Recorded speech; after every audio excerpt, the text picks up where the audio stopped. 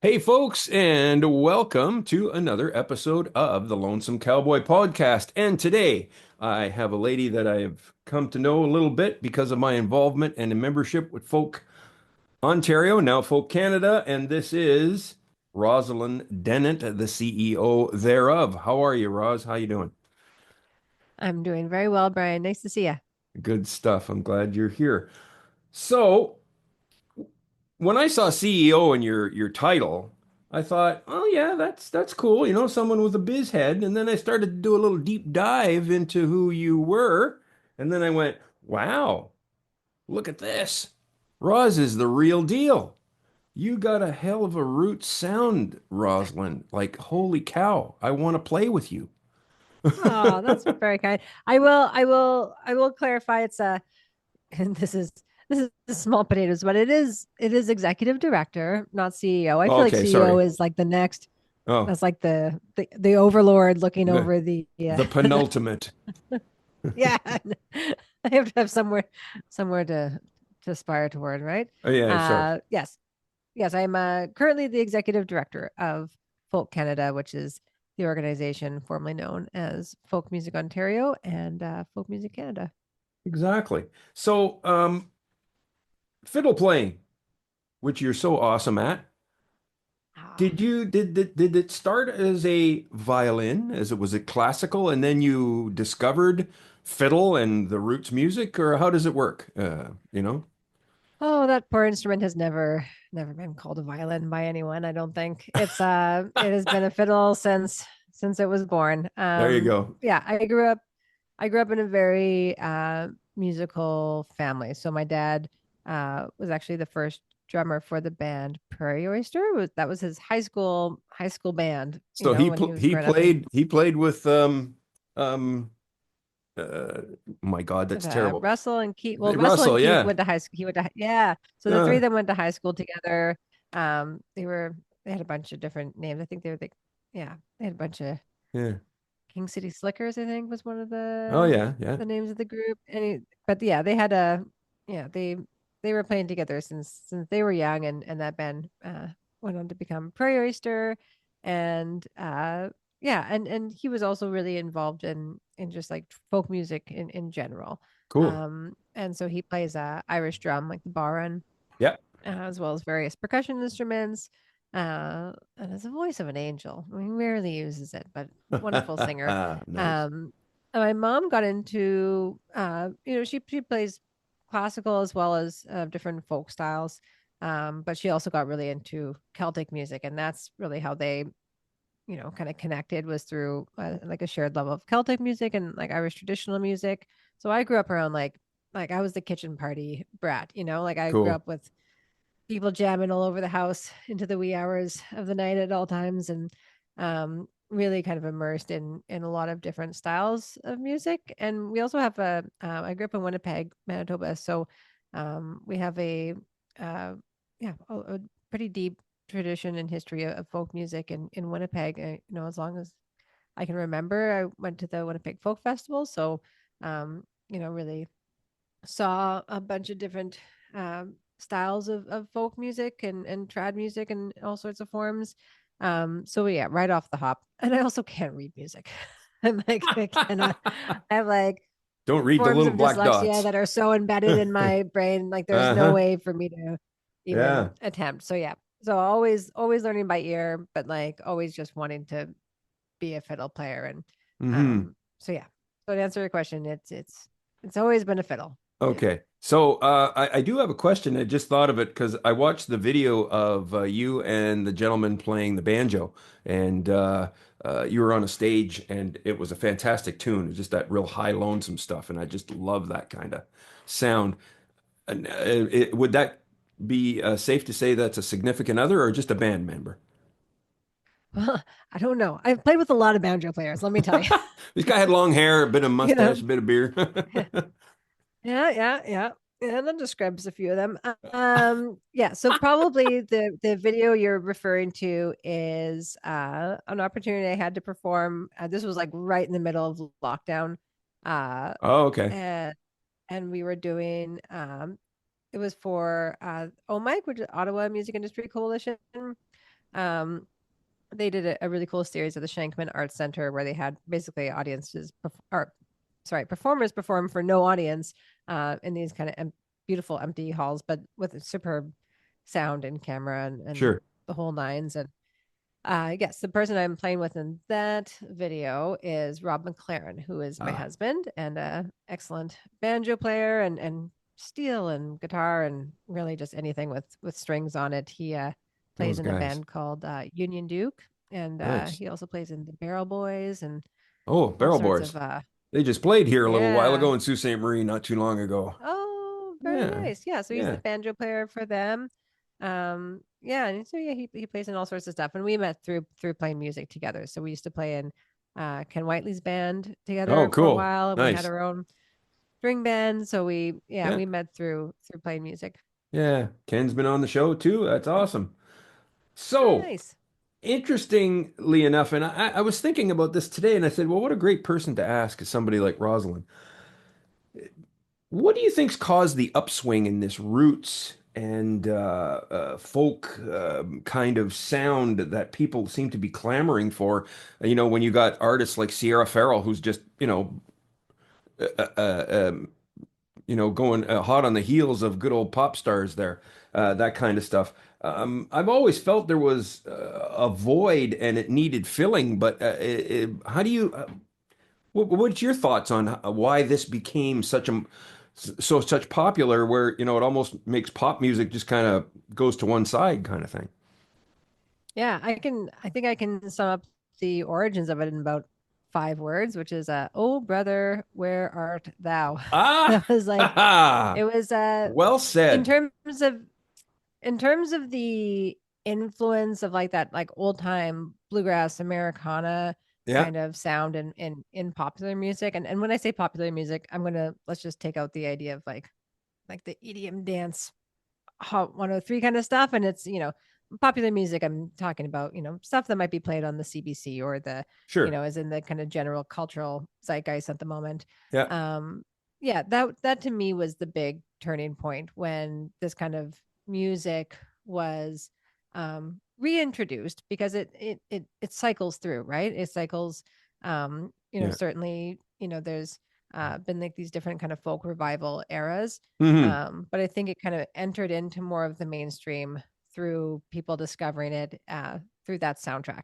I mean, that soundtrack was so stacked with such amazing, some really like legacy Yeah. performers, like some Yeah. folks that people were just learning about. Yeah. And it's Even yeah, I even think it Colin was Linden showed up in there, and yes, absolutely, yes. yeah. And there was yeah, like wow, what a that was a lot of people's first introduction to folks like John Hartford, Ralph Stanley. Like there was a big, yeah, there was just some really incredible performances on that soundtrack. And I think because it was such a popular film, um, it really perforated into uh yeah, the kinds of I would say like folk adjacent indie, like Hmm. there was a lot of banjos just started popping up everywhere. Certainly it got really popularized early on by like your Old Crow Medicine Show and Yeah. uh Delamay and Molly Tuttle. uh Molly Tuttle later on for sure, but I'm going Yeah. like I think Molly Tuttle was just like born at around the time that movie came That out. was all So coming around. Yeah, no. I forgot yeah, that the 90s was 30 years ago. yeah, I know. Me too.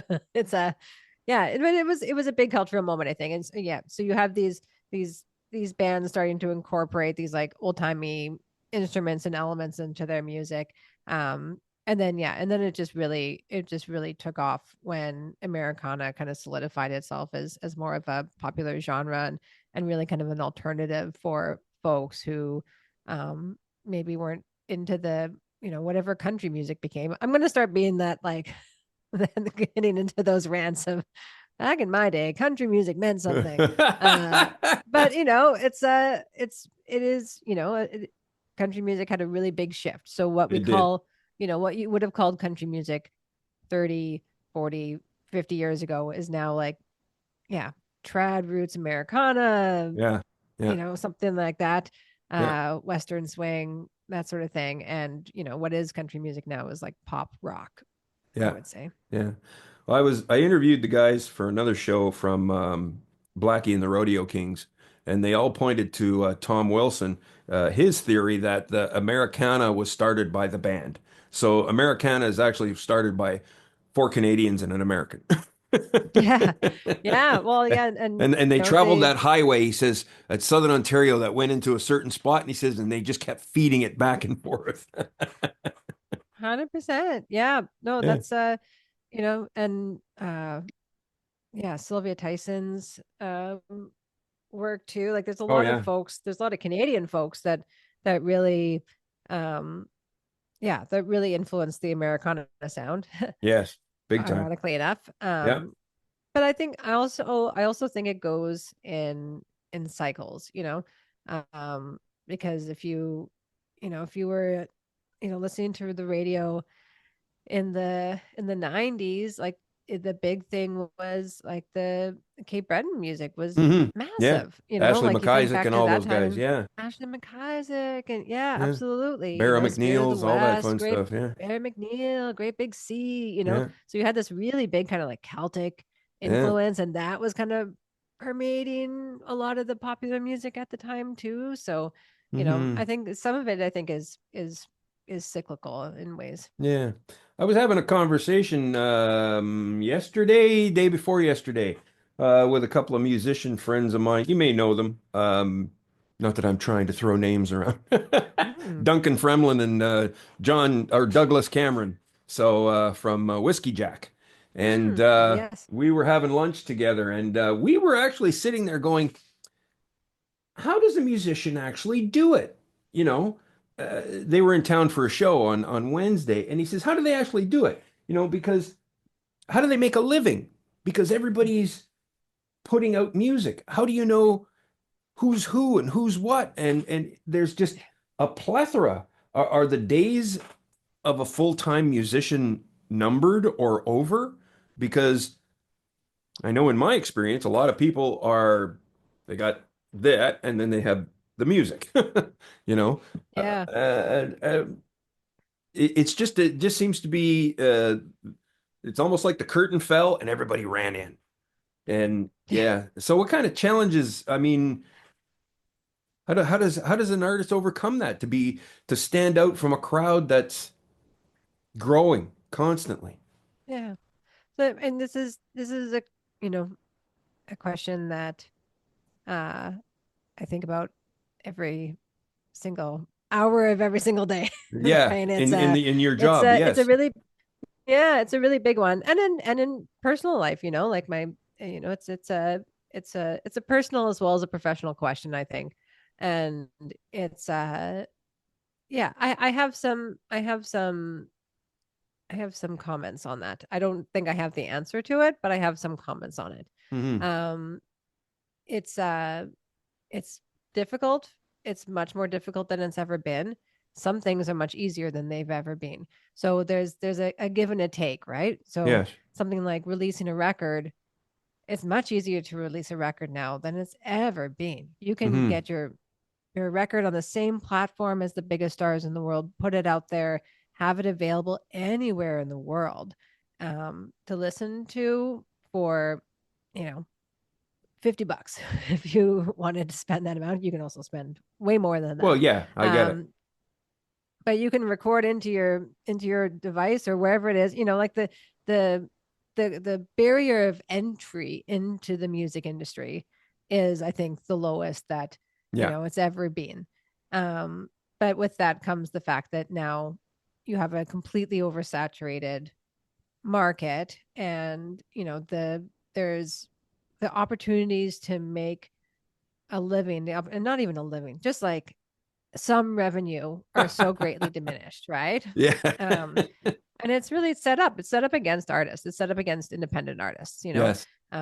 because there are some billionaires out there that are making a whole bunch of money off of, the Yes. backs of the independent working artists, Jeff and having a Bezos. great time doing it. Yeah, there's a whole whack of them, Yeah. and it's Yeah. So have the streaming services, streaming giants ruined it for everyone? Yeah, for sure they have. It's it's that's probably, I think, that one of the biggest challenges is figuring out how to like monetize recorded music at this point in time Yeah. when where album sales, like physical product, is so much harder to sell. And also the radio broadcast is becoming more and more uh privatized. There's Hmm. much less independent radio. Yeah. Cars don't necessarily, people maybe listen to radio in their cars, but it's not, people don't Yeah. necessarily have radio in They their they come homes with anymore. satellite packages now and no CD players. Satellite, yes, yes, exactly. No CD players. No, I mean, my car still has a CD player because it's from 1997, but Mine too. that's why I hang on to it. That's right. Um, I'm like the one person in the industry that says, yes, I will take your CD. Actually, and we'll listen to it. Yeah. Um, but it's super super hard. And then for a little while, I would say, like, in 2018, 2019, those of us who were being asked that question were saying, well, the answer is live music. The answer is performing live and getting out there, and this is the way that you can have a market to sell your merch and your stuff to your audience, and there's ticket sales. But then the pandemic happened and that got disrupted, right? All of a sudden we can't play live anymore. Everyone's live streaming from their living rooms and doing whatever they can, but Hmm. it majorly disrupted the buying habits um, of audiences. And it still has. Hmm. We still have not recovered in the live music industry from the pandemic, because there was like a trust, and there was um, a market that was disrupted there, and it's hard to get back. And as we go also into another economic time of uncertainty, same thing happens again. People don't buy tickets in advance. They go, I'm not sure what's going to happen in a couple of months from now. I'm not sure if I'll have a job. I don't Yeah, know, I I'm know. not going to spend this money on a ticket that's far in advance. But we know, as artists or people putting on live music shows, that if look at the concert coming up in a couple of weeks and no tickets have sold, you're likely going to cancel that event, right? You're not, it's a Hmm. lot to put trust that people will just show up if you don't see any ticket sales there. Yeah. So that's the doom and gloom part of it. I do have some happier thoughts about the industry, um, or like kind of nuggets of hope that I have. People will always love to be in community with one another. True. People will always want to be together. Um, People will always want to hear live music. We tried the online streaming thing, whatever. Like, it doesn't compare to being, you Yeah. know, live in person and It's seeing, you know, a a cheap few feet, a few placebo. meters.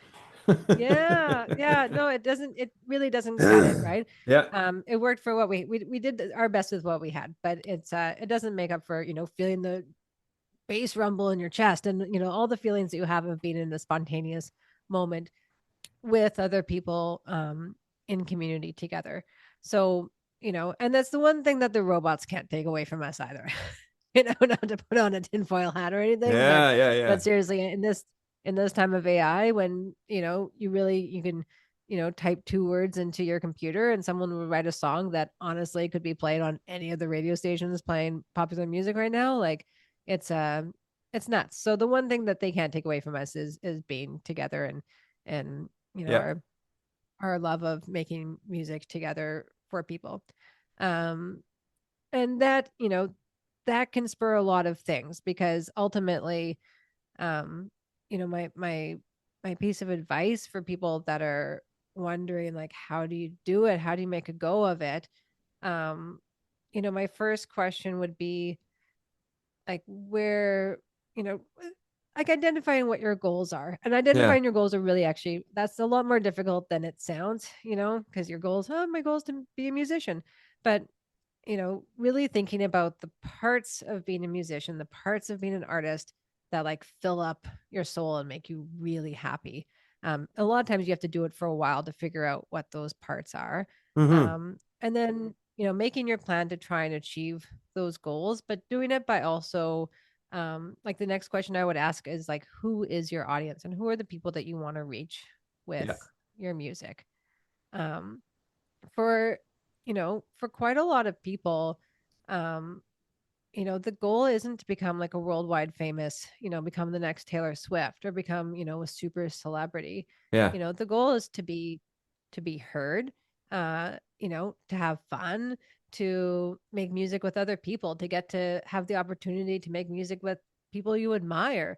My Just own goal. yeah. Oh, go ahead. Just make a living. Just to make a living. We Yeah, don't want a fancy just car and a make a fancy living. house. We just want to make a living. Yeah, I always say it's easy to make a living as a musician as long as you adjust what you think a living is. Like, I like it. so you adjust your style of living, Yeah. you can Yeah. make it Yeah. work. Yeah. Um, Sure. yeah. So, but that is like, but that's an interesting thing because if you say it's just to make a living, like again, like if just making a living was your only reason for making music, you know, if that was truly your motivation, Well, then then. you could probably like put out some sort of pop, again, you could get the robots to do some stuff for you, put it on the Yeah. internet, put a picture of a cat on it, Yeah. riding on a monkey Yeah. and make it go viral and get some, Yeah. like you Get could, Chat you could GPT to figure write out your a next way. hit. Yeah. Exactly. Yeah. But if that was your real goal was just to make money off of it, you could probably find a way to like use the system to probably that's not your goal. Your goal is probably to make art, Yeah. right? Yeah. Yeah. Your Exactly. goal is probably to Yeah. make music to tell a story, to tell your truth, to tell your story, and so yeah, so sometimes that might mean having a job that supplements Yeah. your ability to do that, and Cool. that's totally great if it means that you're achieving that goal, whatever it may be. Very nice. Folk Ontario has made the merge with Folk Canada now, and I think folks are getting used to that. I know I'm getting used to not saying FMO. I say folk Canada before bed like 20 times every night. There you go. Yeah, it helps you Because, out. yeah. Um, and that says a lot, I think, for the FMO crew because they said you guys are going to be the ones to lead us nationally. Can you give us an idea of how all this came about and what said that we're going to put these two together and you guys were going to be the ones to run it? How'd that happen? Yeah, so I I'll give you my perspective since like 2019, but I know Okay. that this discussion's been happening a lot longer than that. So, there are folks on both the boards of each organization, both Folk Music Canada and Folk Music Ontario, which was originally Folk Alliance Canada and Ontario Council Folk Festivals. There are people that have been having this discussion for a very long time. Um, and really it, the when I entered in, well, first, actually, you know what, I'm going to back up and for a second and just tell you a little bit about my involvement with the organization because Hmm. I uh, first started attending Folk Music Ontario as an artist and interacting with Folk Music Canada as an artist. So Folk Music Canada was doing export events. They were going to like Folk Alliance International or like different music export conferences, and presenting Canadian artists there through showcases and various other kind of export and international related activities. Folk music or Ontario Council Folk Festivals. Oh wait, no, I'm going into history. How much do you edit this? I lost my train of thought. I was talking about my I'm going into my history and the conference. They're so interwoven. So I'm I'm showcasing with Folk Music Canada at international events.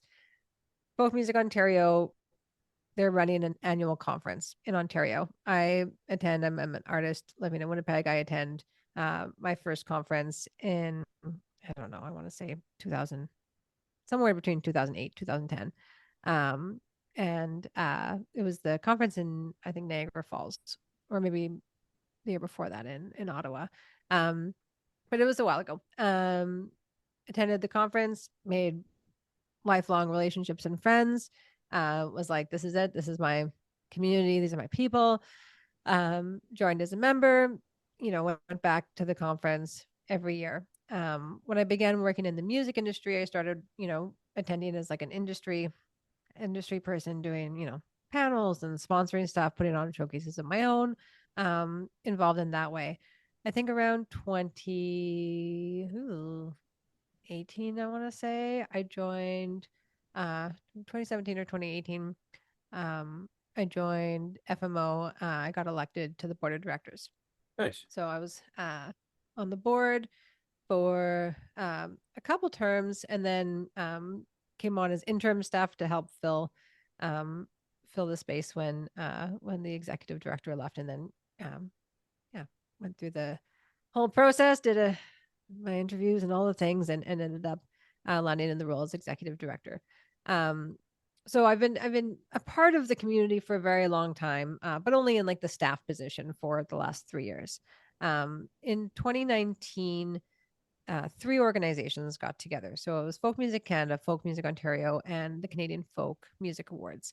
All got into a room. They went to like a retreat somewhere, had facilitators, and talked about the idea of like, what if we all worked together? We have the same community, we have the same goals, we all want to like support each other and not be in competition with one another. Like, what would it look like to have like a unified national folk organization?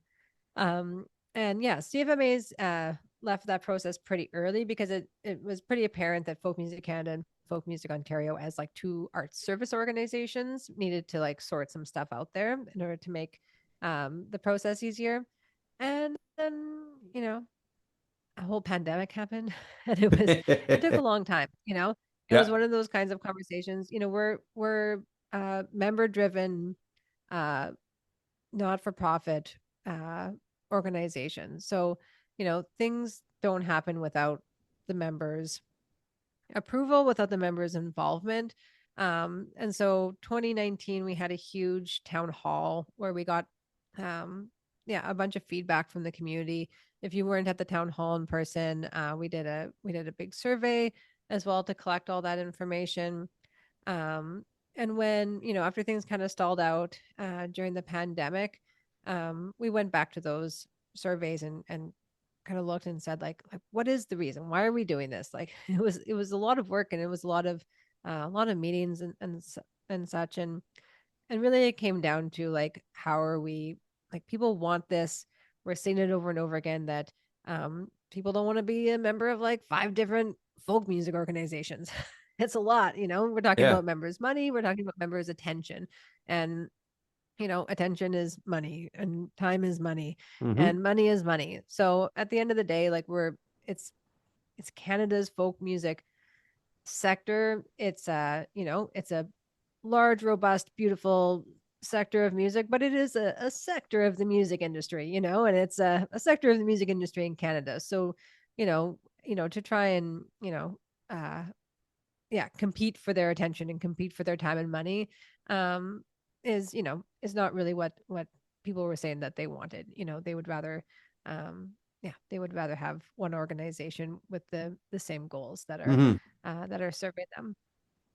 Why Folk Music Ontario ended up going that, like, in like the details of how it happened, were mostly because it was the easiest way to do it. So, Yeah, exactly. Folk Music Ontario has been, this is our 39th year as an organization. The organization was in a really healthy spot, like just financially stable, and with like a really yeah, healthy board, healthy membership. So it made sense to just let that organization that was, um yeah, was just has been really stable and thriving to Yeah. continue and blossom into the folk Canada that it's now become.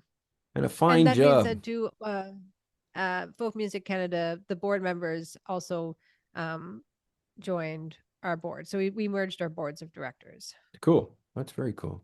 Yeah. Well, folks, like I've always said, for the price of admission or for a membership with these folks, you will have more opportunities given you than and I have belonged to others. And I'm sorry, CCMA, I'm calling you out. You ignore your members and you do make us feel like we're not just giving you money. And some of you other organizations have the same. Never had that with you folks. So there you go. All right. Ah, Here's your hot favorite. take, but I love it. Here is your the this is always the favorite part. It's the last question. Your music. What's going on? Do the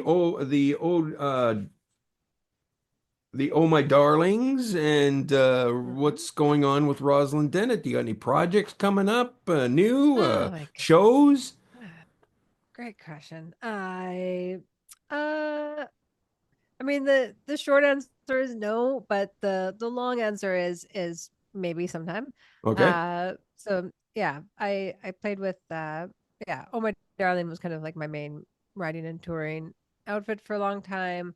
I literally just hung up on a call with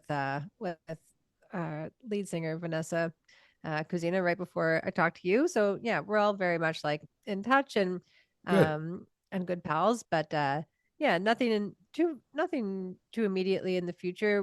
We're coming up to uh, some some significant anniversaries of our band. So I'm really hoping that we find some like cool ways to get to celebrate that and do some special performances around that. In terms of my own music, yeah, but here and there. Mostly at this point, when we're talking about goals and what makes you happy, like I love jamming with people. I love playing Nice. for fun. I love Cool. performing too, but it's right now it's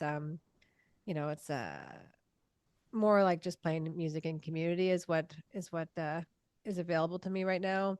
So I have like a weekly jam that I play with my friends, and Cool. that's been really fun. I And then yeah, love it. every once in a while I get to hop up on stage and perform with folks, and yeah, that's a ton of fun. But yeah, no big gigs coming up for me at the moment. Cool. Well, I like to hear that because I'm sitting here going, maybe Rosalind will play fiddle on a certain song I have to record. Well, I got this mic. It's not too bad. Not too bad. I'd love to tell you about it. Anyways, Rosalind, tell folks where they can find out about your music and where, of course, they can find out all about Folk Canada. Yeah, so Folk Canada is easy. It's folkcanada.com. And there's all sorts of information and resources up on the website. And if you're a member, we got a brand new members section that you can log into with a whole bunch of information and benefits in there. Um, for my own stuff, my website is rosalyndennett.com, which is so hard to spell. ROSALYNDENNETT.com. And yeah, I got some I play with a whole bunch of banjo players on there Yeah, and all sorts of cool folks. And yeah, it's yeah, there's a bunch of music and videos and such on there. that's awesome. Excellent. Well, like I said, unfortunately, I don't pay for Zoom, so they cut me off after 40 minutes. So I'm coming down with 5 minutes and 33 seconds left. So I'll catch you on the Woo, flip side. And Rosalind, thank you so much for coming on the program. And thank you. hopefully folks will join Folk Canada. See, almost did it again. Yeah. Takes a while. Thank you so much, Brian. It's yeah, such a treat to talk to you. Thank you so much. And